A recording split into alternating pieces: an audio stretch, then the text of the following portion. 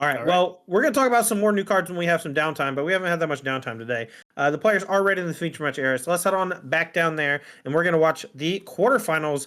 We're going to start off with Brendan H. With Amber Sapphire, and we saw Brendan H earlier on this deck where he had a nice little double Mickey Mouse Detective into an early Stitch Carefree Surfer to draw 2 cards. It looked like he was going to be winning that. Unfortunately, did get knocked off in that game and match, but still able to take it down the rest of the way and make it into the elimination rounds in the 8th seed. He's going to be up against Zachary Powers playing Ruby Amethyst, the big bad control deck of the format. Right, and yeah, we're gonna be up against the test here against Ruby Amethyst. We'll make sure to update that scoreboard. Neither of our players are at 20 lore just yet. And going into our mulligans, and this might be a spot where Brendan has a bit of an advantage. Zach might not be familiar with Brendan's deck, but Brendan knows exactly what he wants. Amethyst.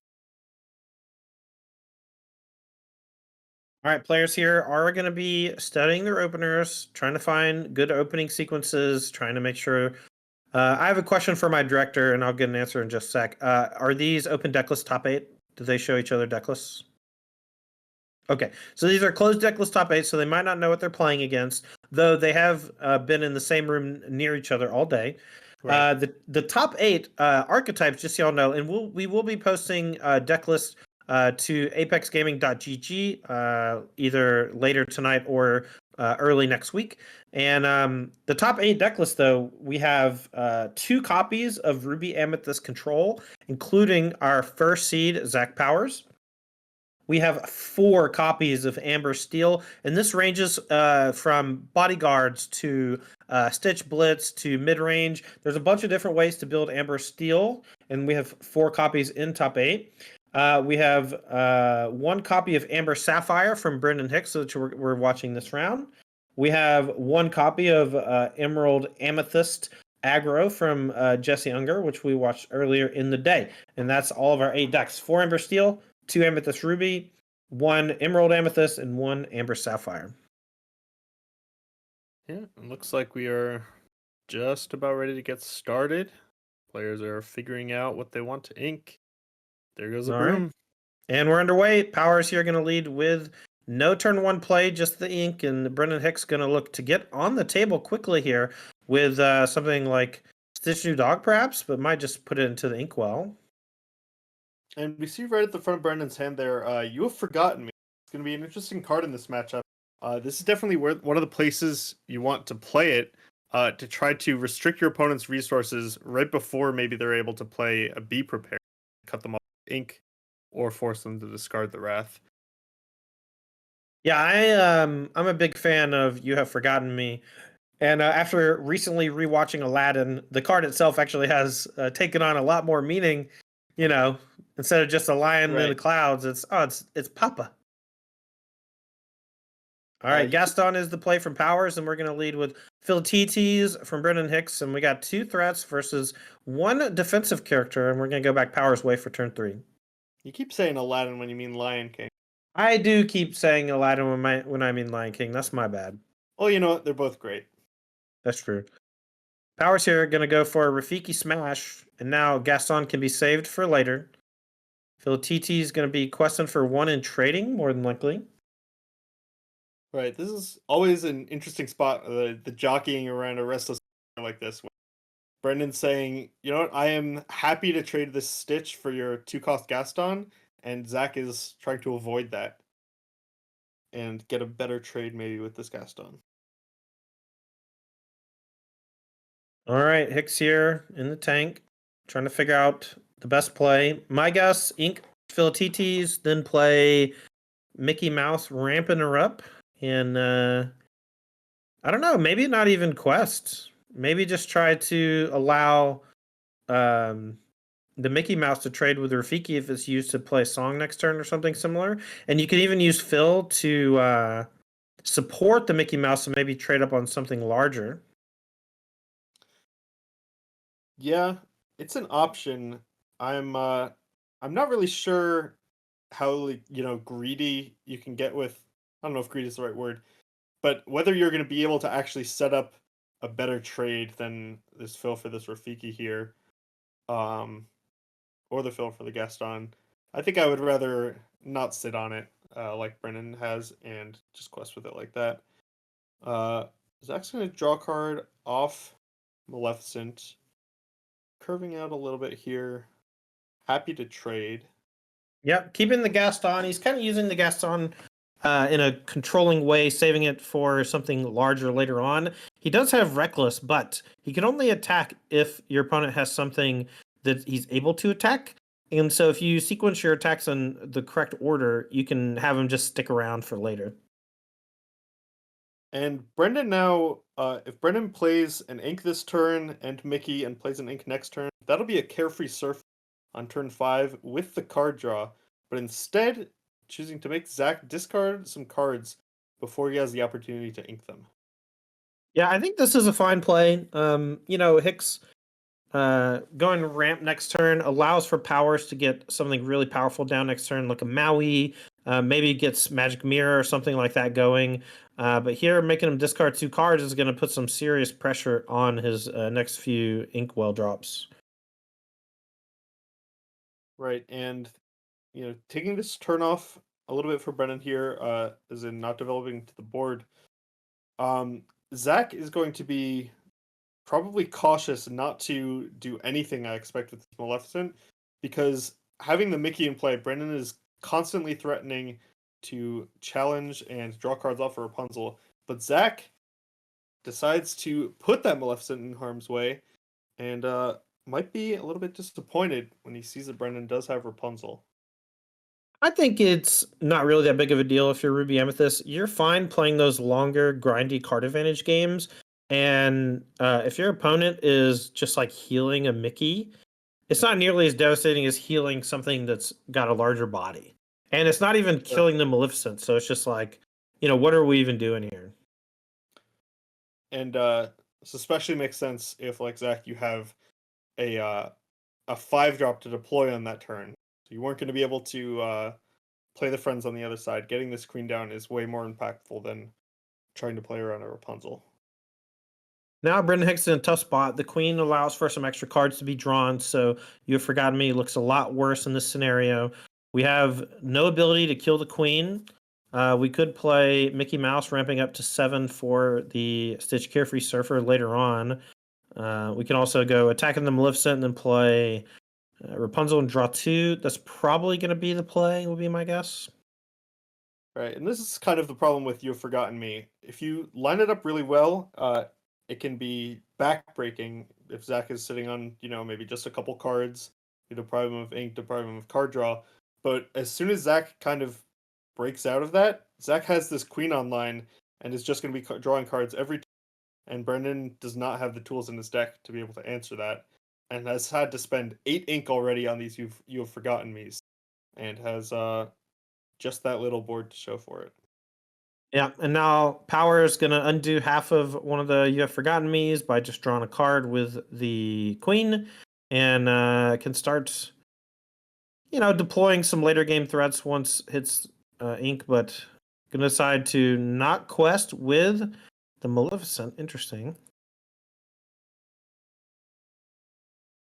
And one of the downsides of the Queen is you do have to exert to draw that card, but especially for a deck like Amber Sapphire, that can be hard to punish for some decks, and it took an entire card for Brendan to take care of the Queen. All right, Let It Go also puts it into the Inkwell, which is exactly where you want cards to go instead of to the discard pile. I believe this is a Flotsam, or is that a Jetsam? I always get them confused. They look exactly the same. I believe it's the evasive one, whichever that is. I believe that's Jetsam. Flotsam's the one with Rush. Jetsam, so 2/3 evasive, I believe, for 4. 3/3. 3/3, excuse me. Yeah, so Brendan took that turn 4 and turn 5 off for You Have Forgotten Me, and Zach is down those cards, but was able to spend the intervening turns playing characters instead, and Brendan is not really threatening the control deck very much. Imagine how much different this game would have been if Brendan just goes mouse into draw two with Carefree Surfer. Right. All Because right. Zach hasn't drawn or played a removal spell yet. Carefree Surfer would have been pretty good on this board and would have drawn 2 cards. Yep. But And it would just allowed for better ink development early on, whereas Brendan Hicks has been struggling and missing ink drops over the last few turns. right. All right, this seems like a pretty easy turn for Carefree Surfer. We could instead go for Hades into something else. A 3-drop out of the graveyard or something similar. Here's Carefree Surfer, going to draw 2. Finds big Hades. All right. Not a bad hand for Brendan. Is going to take some work at this point in the game, maybe to get those Rapunzel's drawing cards. But the Hades and the Hades, I think, are going to be pretty good against a lot of ways the game can develop from. Hades is a great recovery from a Be Prepared, and the big one is a good answer against, for example, a Maleficent. All right, Jess, I'm going to keep on questing for 1. We're going to draw a card off the Magic Mirror.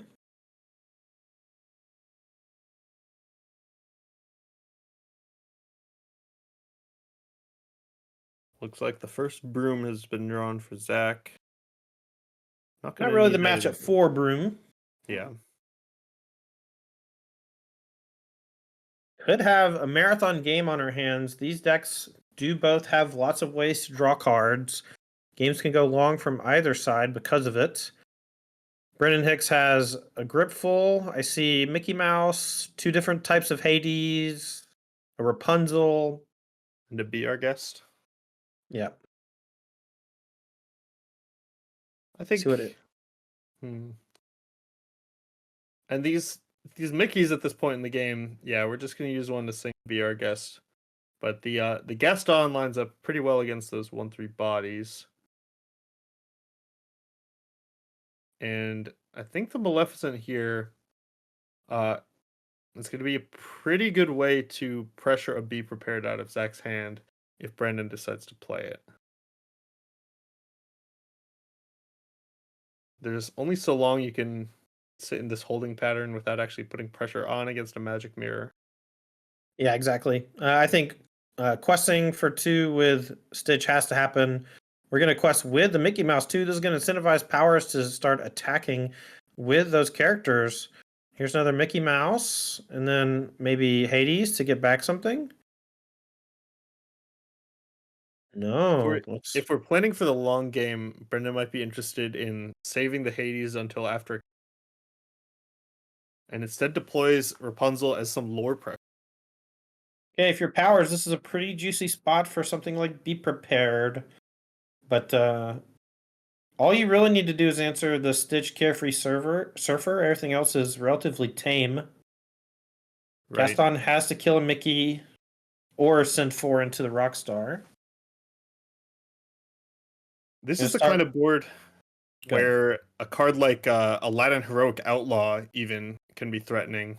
Though I suppose Brendan does have that Hades, but Brendan only has so much hard removal in his deck, and a Heroic Outlaw, you don't need to protect it as much as if you're in a Ruby Amethyst Mirror.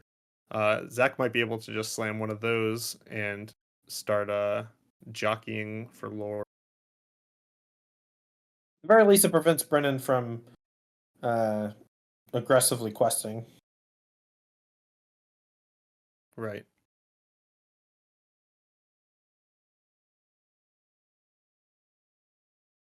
All right, tapping big. There's the Monstrous Dragon, and we got an answer to the Carefree Surfer. He gone. And this Gaston will have to hit one of the Mickeys. Jetsam hits the other. Okay, so mostly clear board now for Powers. We're going to go back Hicks's way. We can quest for 3 only. Hand looks pretty good, though. We have 7-drop Hades, 4-drop Hades, Let It Go, and another Rapunzel. We've got, or no, sorry, that's a Cub. But we've gone through 3 Rapunzels already, but 2 of them were put into the Inkwell. And the third one didn't even draw cards. Right. I mean, this just goes to show you how well the Ruby Amethyst deck just does not leave damage on characters. And with three Rapunzels down now, Powers doesn't even care too much about Rapunzel taking 3 or 4 damage from attacking here. Right. Now, the only real card advantage in Brendan's hand here is the Hades. What he would really like to do is pick up Carefree Surfer and keep the cards churning, but you start getting to the point where anything you do is either answered well by a Maleficent or answered well by a Be Prepared. And that's the squeeze Ruby Amethyst can put you in.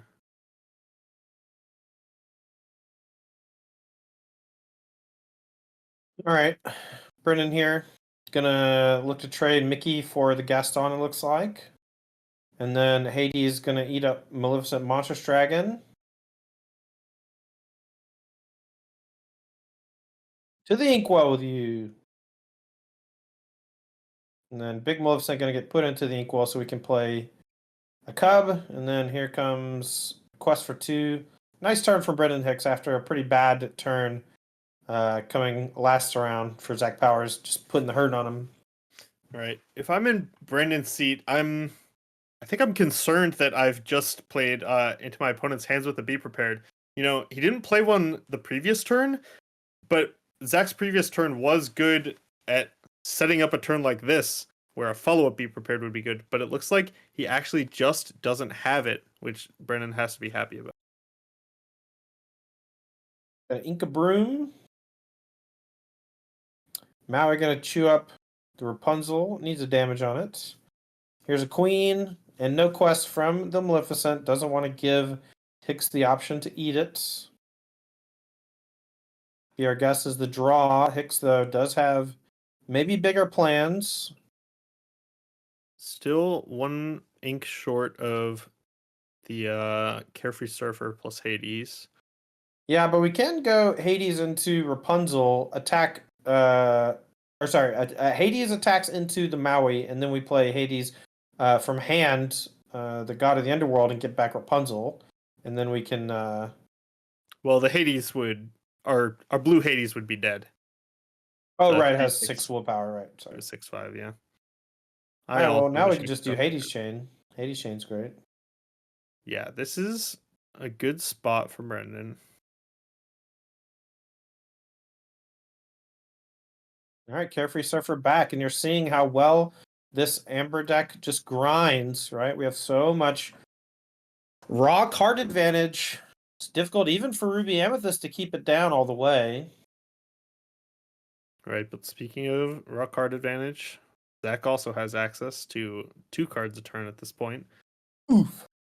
All right, Maui gonna eat up the Hades. Maleficent gonna trade for the other Hades. And now the Queen can draw a card.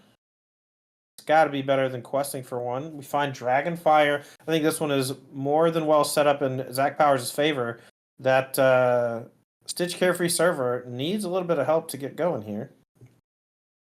Right, and you were talking earlier about how Ruby Amethyst is really the only deck that can keep inking turn after turn, and we see that here. Brendan Hicks has skipped ink on a few turns because he just didn't quite have enough cards in hand, kind of had to play them all to keep putting on pressure, and is now stuck in a spot multiple turns in a row where he doesn't quite have enough to deploy his entire hand.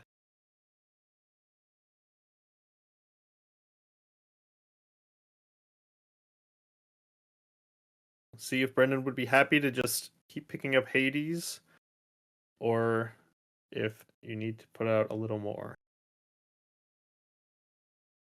I think I might go Hades into Hades plus Stitch New Dog here. I like it.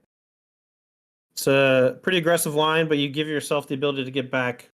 What's the 7-drop Hades called, just so I can differentiate them a bit better?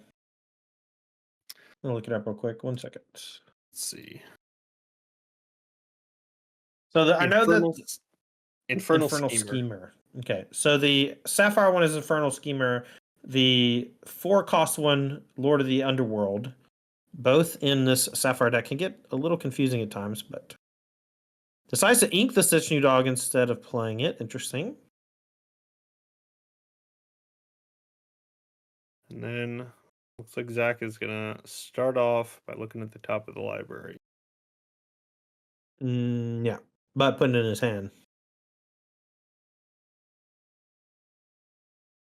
Dark Hour Magic Mirror as well. Zach has 5 cards in hand, I believe, and a bigger board than Brendan. More cards to come. Yep. Kind of burying him in raw resources. We're going to Dragonfire away a Baby Hades just to keep off Carefree Surfer on the top end. Questing for 3 up to 6. Zach Powers firmly in control.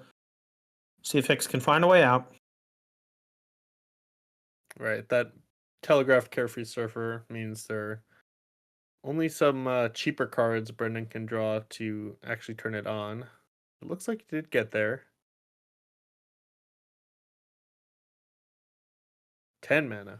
10 ink, excuse me. Yep, 10 ink in the Inkwell. We got a Simba Bodyguard we can play. Carefree Surfer, which we can play and draw 2 afterwards.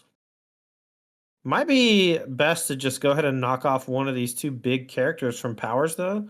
This is looking pretty bad watching the Queen draw a free card every turn, but the Elsa, questing for 3 every turn is also pretty scary. Right, it's kind of hard to have faith that you'll be able to keep up the pressure against Ruby Amethyst. So you kind of have to deal with the fact that they currently also have a clock.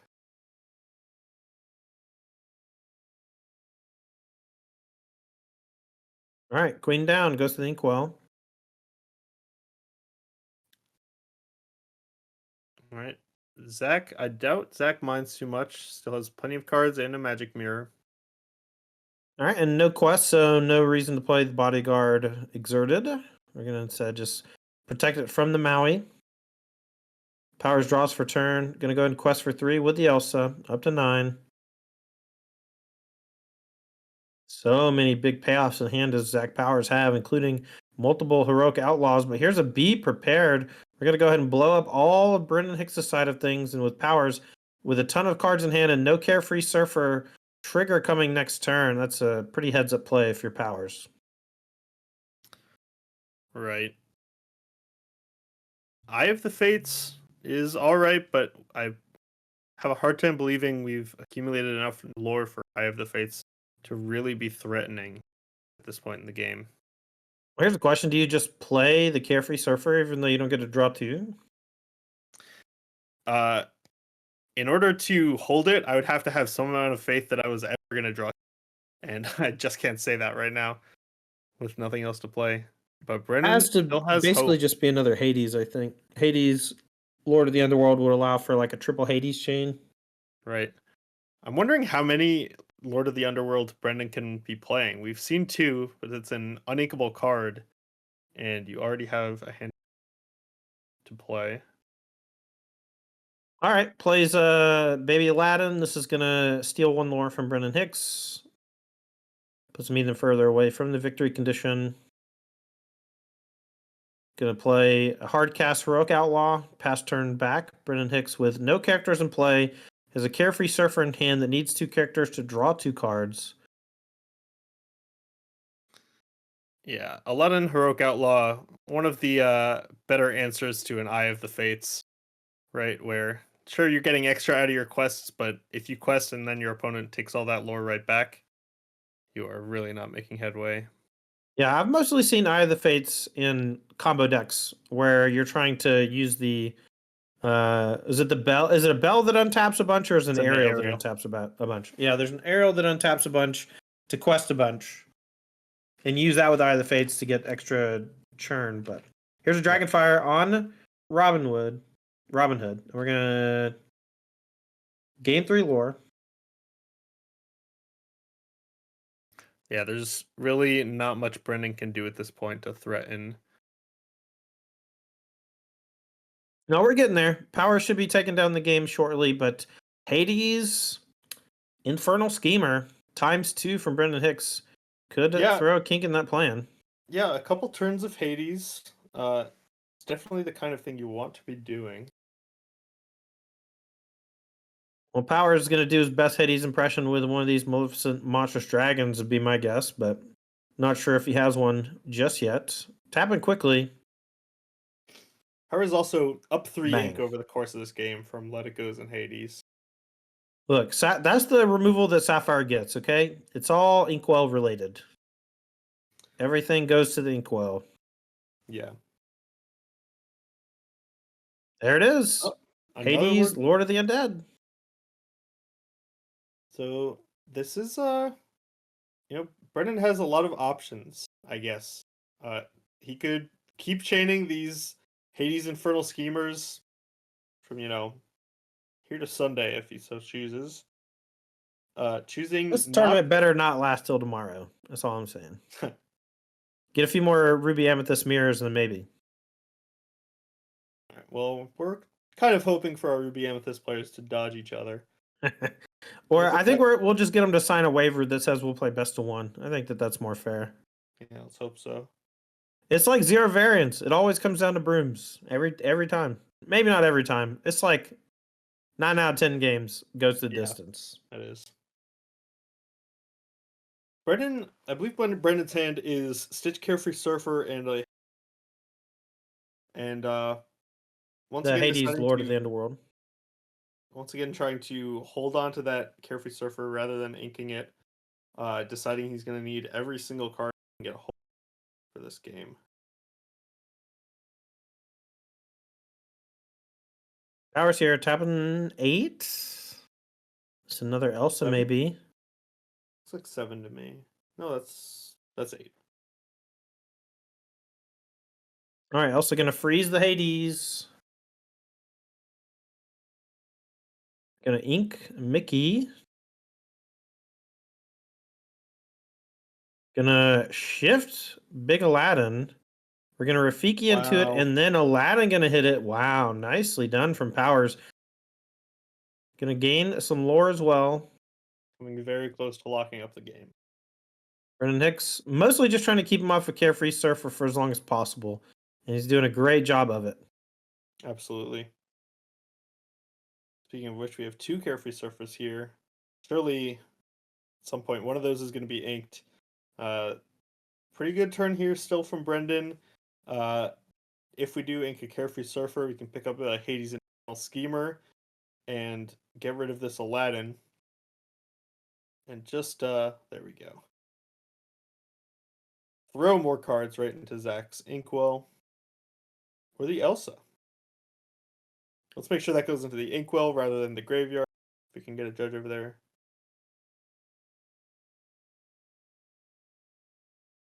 Darren, you got it?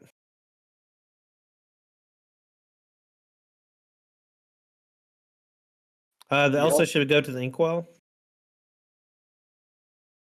All right, we're getting that fixed. I'm a little surprised to see Zach singing the Be Prepared here rather than questing, as we are pretty close to the finish line. And we could have. So we're prioritizing drawing a card off Magic Mirror over getting those 2 more lore. And with Mickey Mouse Brave Little Tailor, I'd say that's a pretty good call, as the Brave Little Tailor will end the game very quickly. All right, so the Elsa does get put into the Inkwell. We go Be Prepared into Brave Little Tailor. We're at 15 lore with a giant evasive monster. Brendan Hicks draws a You Have Forgotten Me. Perhaps it was a good thing to forget him because he's not doing a whole lot here. I don't know what you're talking about. Zach has 2 cards in hand. Get him out of here. Bye. That's what we call a moral victory. Yeah. You got anything to stop this BLT? Some lettuce and tomato?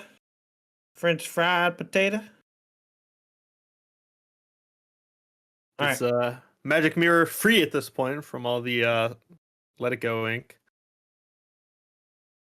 Yeah, I think we've got, 3 Hades Infernal Schemer and a Let It Go so far? Yeah. Question for 4. Brendan Hicks needs a way to get the Brave Little Tailor off the table next turn or he's dead. This should put him up to 19. Well, now he's got to deal with 2 things. Now you got to deal with 3 things. All right, Brendan, what you got? Check. Slam the top of the deck. Mate. All right, It's a game miracle. 1 goes. Zachary Powers, Ruby Amethyst. Interesting game. I think that really showcased how weak You Have Forgotten Me can be when you're behind on For board, sure. or when your opponent just has a card advantage engine in play. Like we play a good bit in testing with and against You Have Forgotten Me, and against some matchups like Emerald, Amethyst, they curve out, and sometimes you just hit two Cuscos or whatever with it. Right. And then that's like game over. That deck has like very little raw card advantage. But when you cast it, when your opponent has an active the Queen, and you can't even challenge the Queen on the next turn for drawing a card, it's bad time. All right. Right. We never really saw an engine get online for the Amber Sapphire deck, which means might be looking to try to get out early. But even then, that last game, we saw Zach leading with a Gaston and a Rafiki and just keeping everything clear before uh, Brendan really got going. Yeah, I mean, I think that was just indicative of the strength of Ruby Amethyst, right? Like Right. you're playing this control deck that goes long. You have a million ways to draw cards, so you don't really care if your opponent has things that cycle themselves, things that replace themselves. Like you can fight through a bunch of Hades and things like that because your cards just overwhelm them eventually. Yeah. And your card advantage keeps pace with their card advantage, even if their card advantage is like adding to the board, like Hades, Lord of the Underworld. But I Right. digress. This matchup is going to be a longer one. So we're going to get right into game number 2 as these players are going to start looking at their mulligans. But while they look at their mulligans, I want to shout out some of our sponsors here at Apex Gaming. Big shout out to G Fuel Energy for keeping us hydrated and energized on these long tournament weekends. Thanks to Wings Etc. for keeping us fed and happy so that we have somewhere to go and hang out and eat, have a good time after the games. And also shout out to tcgplayer.com. If you are interested in any trading card game, chances are you should go to tcgplayer.com and use their marketplace to find all your singles. Looks like just one card being mulliganed for Brennan here and 3 for Zach. So Brendan's pretty happy with his hand. Let's see if he can get a start he's happy with against Ruby Amethyst. Now, Todd, has there been any point in Lorcana so far where you have wished you had access to a sideboard? Basically every time I play best of 3, I wish that I could cut some of my cards for other cards, but that's mostly because we have to play best of 3. I don't want to play best of 3. I want to play best of 1, Yeah, and I want to build my deck in such a way where I get punished for drawing my anti-aggressive cards in a control matchup, especially if they're not inkable like Rafikis and such. That's the whole point of them. right. So, What do you think? What, you want sideboards up in this piece? no, not especially. Uh, I think any effects I want to get in my deck, there's a small cost, but it's smaller than it might be in other games. And I'm happy to have to kind of let cards jockey for position within my deck. All right, here comes Gaston, a challenger for these 2 early characters from Brendan Hicks. And while we can quest for 2 up to 3, Gaston's going to trade for one of them next turn. My guess Hicks just goes for a Mickey Mouse detective and starts ramping up. May choose to not actually quest this turn, just to make sure the Gaston doesn't do anything too dirty, but here it comes. My perspective, I think by questing with both of these characters here, you're almost guaranteeing that Gaston trades with something, which is a little bit better place than you want to be, as opposed to maybe letting the Gaston hit a Mickey later on. The Gaston, I think trading, you're happier with the trading for your 1 or your 2 drop than letting it get maybe even more value later on. All right, Maleficent Sorceress draws a card. Gaston force trade now, going to probably hit Phil. The support can do some dirty stuff. Instead, we're going to hit the Stitch new dog. That's to keep a Stitch Rockstar from happening. I'm not even sure if Stitch Rockstar is in the deck. Decent Right. pickup for Hicks. Finds that you have forgotten me, but it might not be the time to deploy. It looks like his hand is pretty weak, though. 2 Eye of the Fates. 5-drop Maleficent's probably the play. I think I'm pretty happy. Uh, This is always fun when you see a card not really get the job done in game, and then it just goes straight to the inkwell in game 2. That's what we Yep. see with You Have Forgotten Me.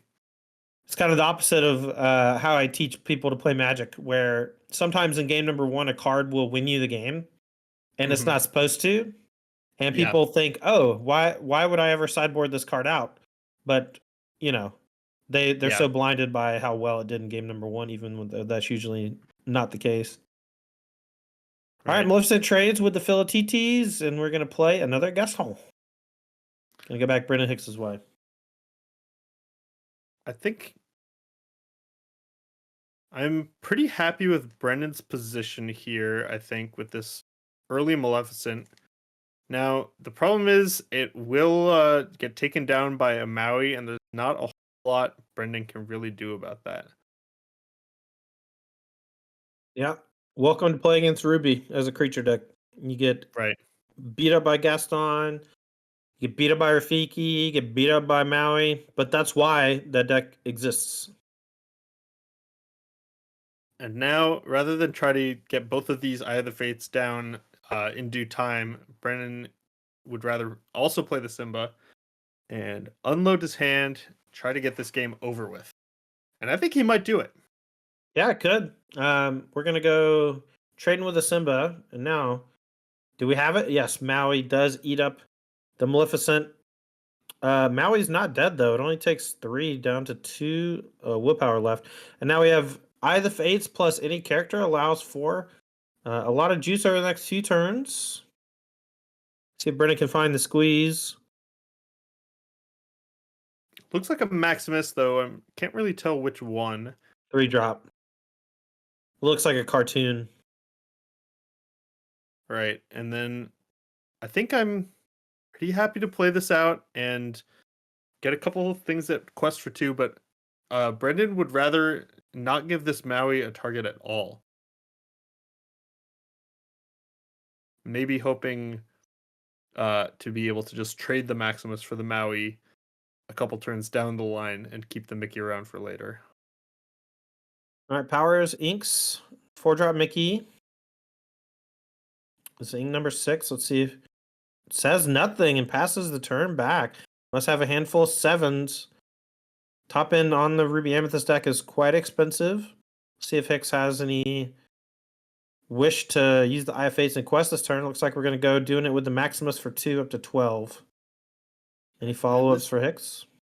This might be a little disheartening if you're sitting across from the Ruby Amethyst player. If you're not ending the game right away and pass without playing anything on turn 6, like, what are the chances they don't have a Be Prepared?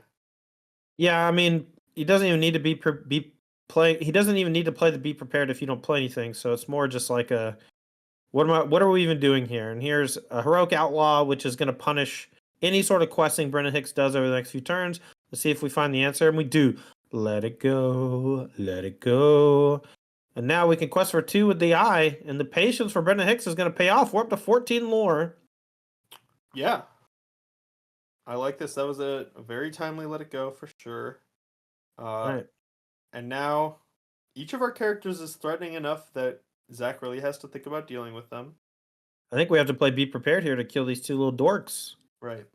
Too much lore from just the Eye of the Fates, and we're going to go back Brendan Hicks's way. I believe Powers has Maleficent Dragon and a drop Elsa in hand, so very likely to be able to deal with the next 2 things Brendan Hicks is able to play. And the perfect draw, Magic Mirror. Your opponent doesn't play anything. Of course, you take the turn to draw a card. And Baby Maleficent draw a card. Put the Tibbs in the inkwell. Put the Tibbs in the inkwell. You know you're supposed to. Oh no! Brendan's holding 2 Hades Infernal Schemers with only 6 ink. Not the greatest target in the world is Maleficent Sorceress, but you know, getting the character down that can quest when you're at 14 matters quite a bit. There's the Tibbs. Going to the inkwell. Half a turn too late. I already lost all respect for you, Zachary. I'm sorry. Just kidding, by the way. In case that wasn't clear. Yeah, there's a fill, and yeah, Brendan does have to start running these Hades out. But Maleficent shrugs in the face of a single creature.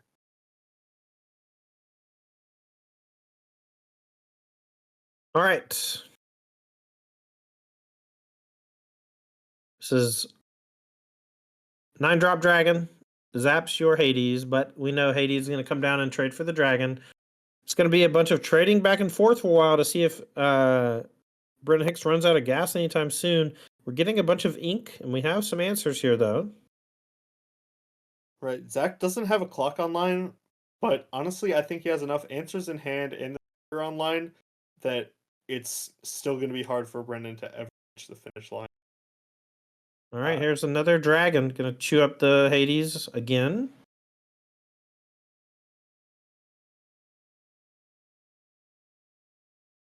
That's really when you that just feels the worst, right? When they get to play both and draw. It's like, oh boy, no forward progress. Hades, Lord of the Underworld, not a terrible pickup. Start Yeah, presenting. it's just holding pattern though, right? Like you're obviously answering the thing. It's good, but you're not progressing. You're not pushing towards the end game. This I Eye don't of the know. Faith does mean any creature Brendan can stick lets him threaten to progress towards the end game, and Hades represents having drawn 2 creatures off the top, 2 characters. That's fair. I thought you were talking about the other Hades. That's my bad.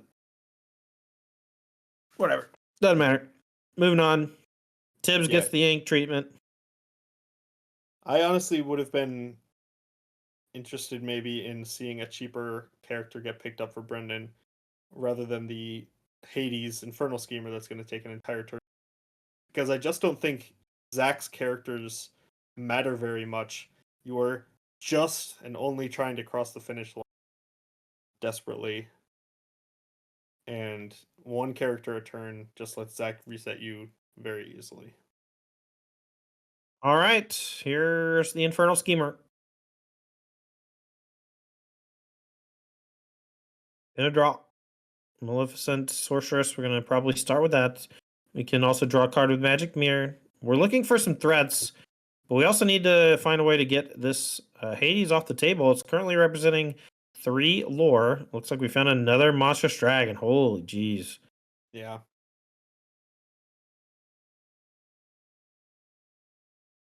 The good news for Brendan is that, in Lorcana, if you've got enough creatures in your deck, almost every can be a character, excuse me.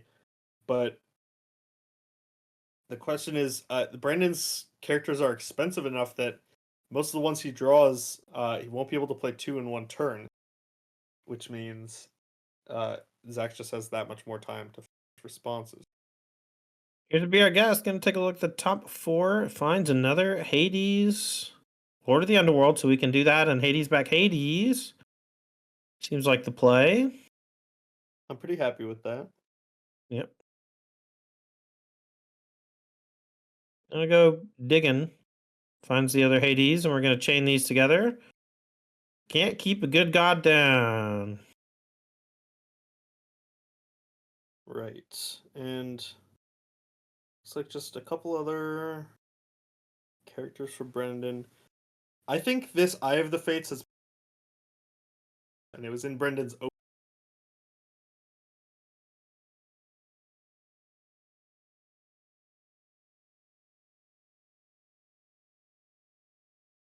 right. Will this 7, 8. Here she comes. Elsa gonna freeze it. And then we're gonna trade with the Maleficent. We have a lot more ink at our disposal here. We're gonna play another 7-drop, and that's a Heroic Outlaw. This is looking pretty bad for Brendan Hicks. We do have the Hades chain. and And we we've drew ripped another big another Hades. Yeah. But at this point, even with the one Hades, Zach still has a clock online. Maybe if the top of the deck doesn't have any more answers for return, you can put something together. But once you exert the first character, it doesn't win the game, and then Aladdin just gets to challenge twice if he has to, thanks to Shield of Honor. And an Aladdin attack is worth 2 Eye of Fates activation. You're not making a ton of headway.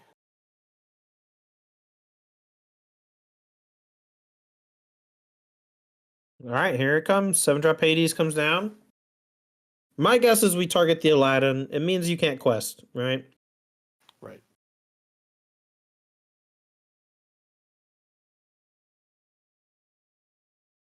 Just deliberating. Can't quite tell what the third card in Brendan's hand is.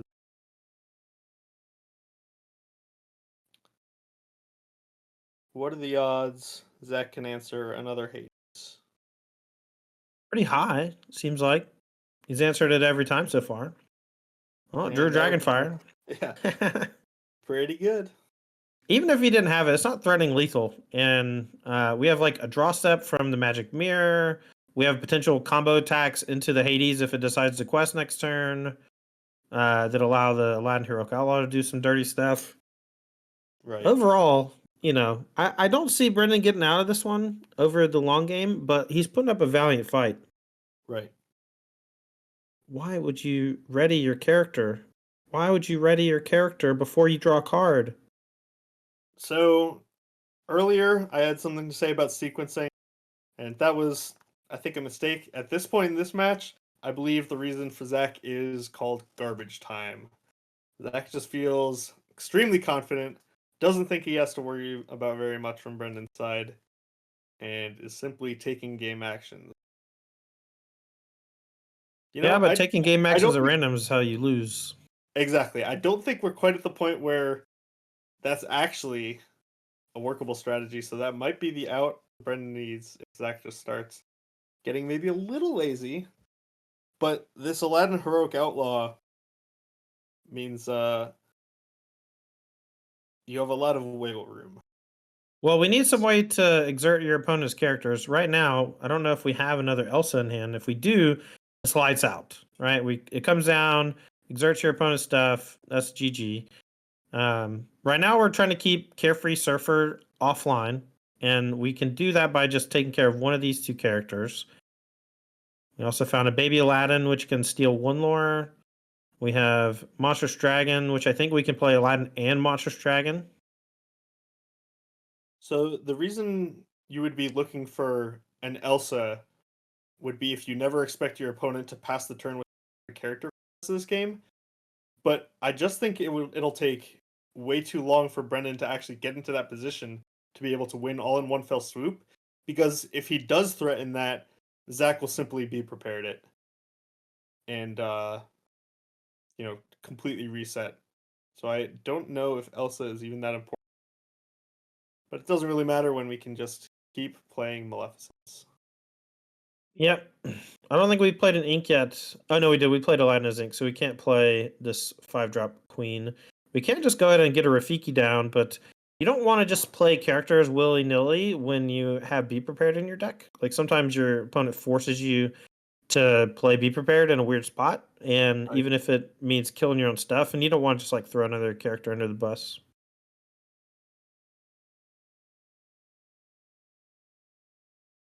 Brendan still in the same spot as 15 minutes ago with 14 lore and an Eye of the Fates. Does get to quest this turn, but does he really want to in the face of him? Rock in a hard place.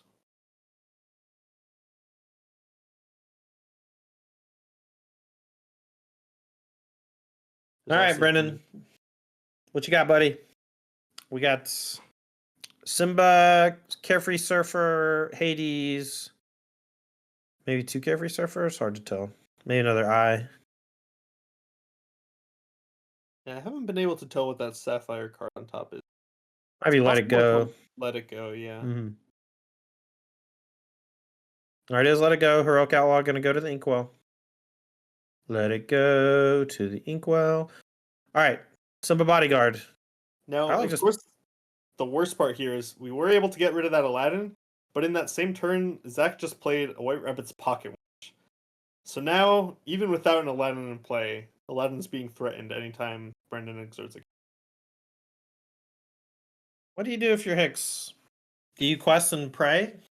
Yep, I quest, I play Simba, and I pray. I think skipping the quest here is definitely a mistake. The I think so game too. is the game is just not trending in your direction at all. Yeah. Sometimes you got to make the Hail Mary play, right? Like you just quest for 2, hope they don't have the Aladdin. Because if they do have the Aladdin, they probably also have some other way to punish you. And I don't know. Questing with the Hades isn't that bad anyway, right? Because you can just get it back. Right. And if he doesn't have the Aladdin, then like not questing is just nightmarish.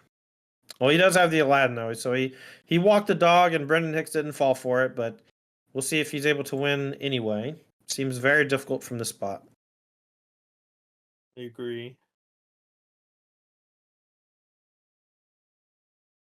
Power's playing pretty crisply here in terms of just like physical actions, but we're gonna quest for 2, and then we're gonna sing a Be Prepared.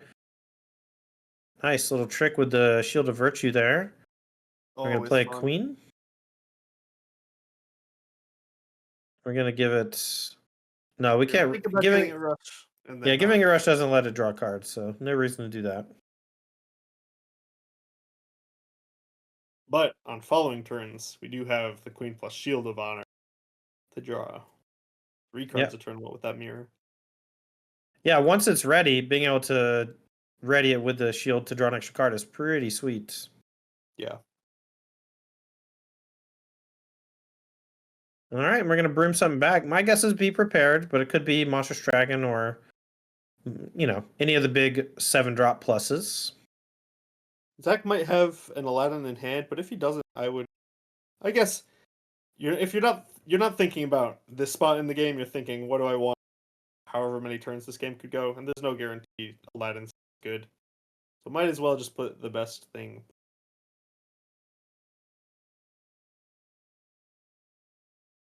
All right, back Brendan Hicks' way. Clear board. All right, we can go Hades back. Hades, play Hades, get back a 3rd thing.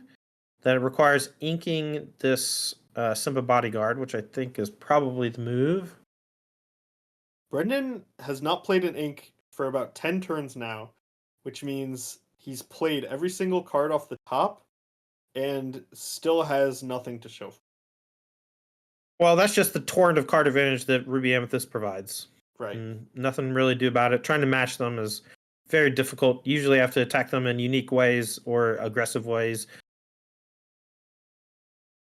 When we play a bunch of Magic, specifically a format called Pioneer, there's this deck very similar to Ruby Amethyst. We call it Rakdos Midrange. It's just black and red, all value creatures and removal spells and card draw. And this Ruby Amethyst deck is pretty similar.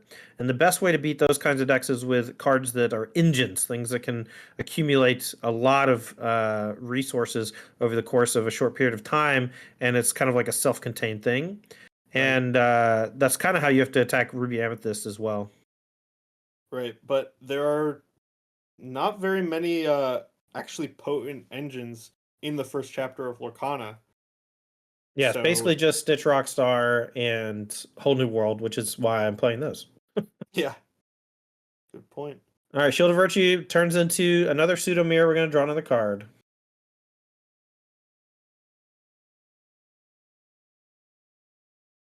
Back Hicks's way. We can do Hades, get back Hades again, but we're just treading water.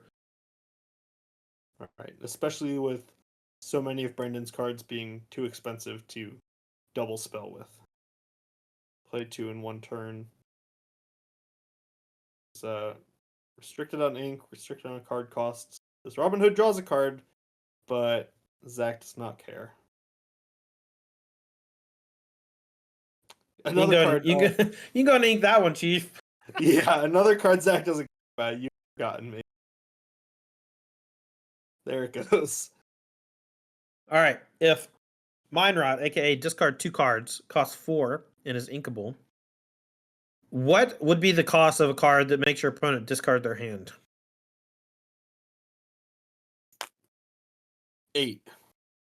I was thinking like a 8-drop 3/3 character. Maybe too strong though. That's too good. All right, we're gonna start by drawing a card with the Queen. That one doesn't cost any ink. We're not challenging, and questing's kind of mid. Robin Hood can quest for 3 next turn with the Eye of the Fates, but Powers has been consistently able to answer these characters like this.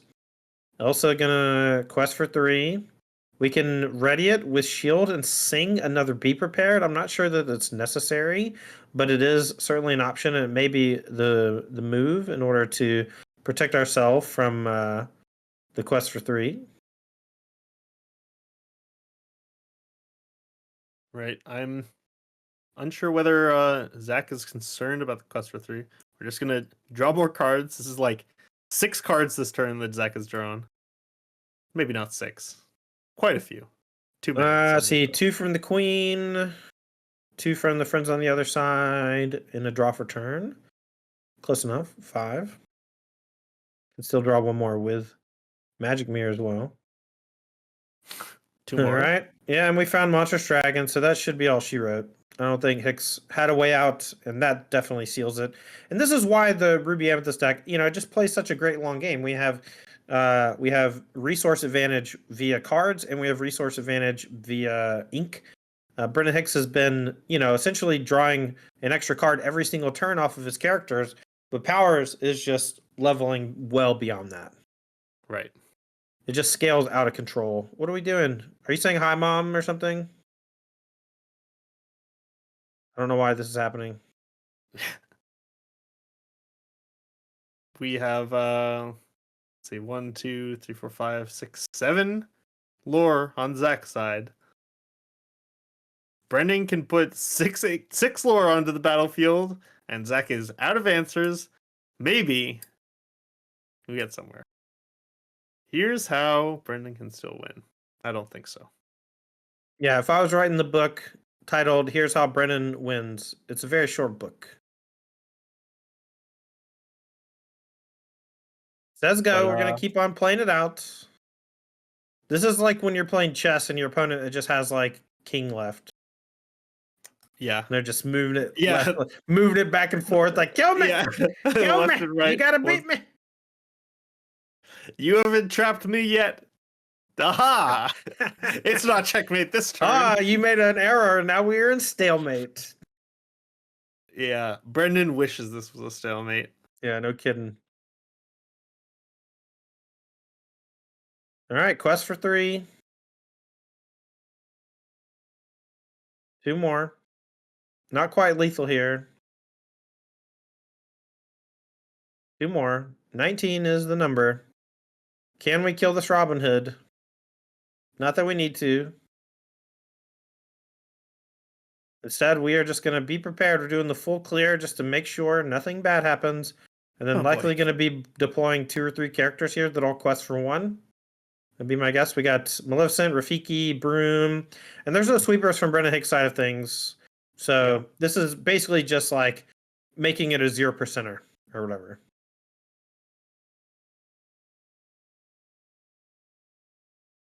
How much you bet we're going to draw more cards? $0. I used to be a gambling man. I'm no longer. But we are going to make sure to shuffle this dragon right back into the deck. Yeah, now I play the odds. All right, there it is. I'm just kidding. All right, Zach Powers takes it down 2-0. Ruby Amethyst defeating Amber Sapphire. That's a cool Amber Sapphire deck on the left side of things, but unfortunately unable to get the job done against the brutal consistency and power level as the game goes along from Ruby Amethyst control.